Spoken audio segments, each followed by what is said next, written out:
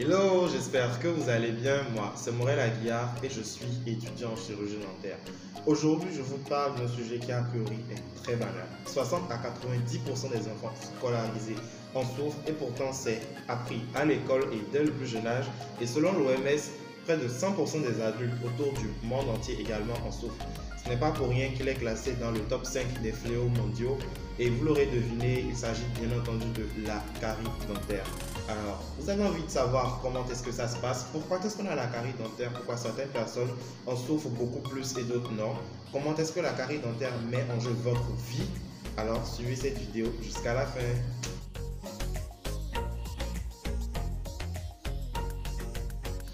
Alors, la carie dentaire, qu'est-ce que c'est? C'est le processus de destruction des tissus dentaires. En clair, c'est tout ce qui se passe du début jusqu'à l'apparition en bouche de la tache ou des trous au niveau des dents. Lorsque nous finissons de manger, il faut savoir que dans notre bouche, on abrite une multitude de bactéries et en fait, ces bactéries-là viennent se servir de nos restes de nourriture et utilisent principalement le sucre en fait. Donc, pour leur croissance, elles vont utiliser ce sucre-là, mais vont le transformer en acide. Et c'est cet acide-là maintenant qui va ronger nos dents. La carie dentaire en fait ne se limite pas qu'à la bouche. Dès que les bactéries commencent à ronger, si rien n'est fait pour les arrêter, les bactéries vont ronger la dent jusqu'à atteindre les vaisseaux sanguins. Et à partir de là, vont se diffuser dans tout le corps. Il faut savoir que la carie dentaire, c'est le meilleur ami de l'infarctus du myocarde. On parle souvent de crise cardiaque. Donc 80% des maladies cardiaques en fait ont une porte d'entrée dans la bouche. Mais ça ne s'arrête pas qu'au cœur. Vous avez également les reins. Beaucoup de problèmes au niveau de vos reins proviennent en fait de votre bouche.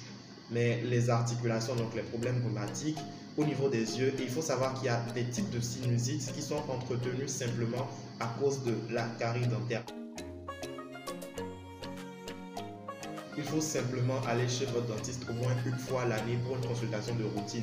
Souvent, au cours de cette consultation-là, le dentiste pourra vérifier toutes vos dents et vous dire si vous avez des débuts de carie ou pas. Et en fonction du stade de la carie, faire le traitement qui s'impose.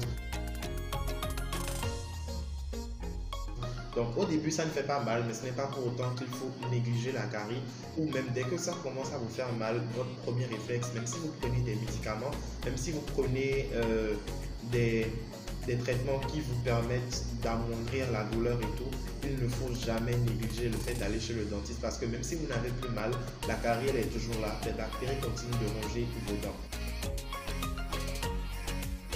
Sachez que moins vous mangez de sucre, moins vos bactéries auront le carburant nécessaire pour croître, produire de l'acide et donc ronger vos dents. C'est très important de mieux manger, de manger sain et équilibré, mais également de pouvoir pratiquer une activité sportive de façon régulière.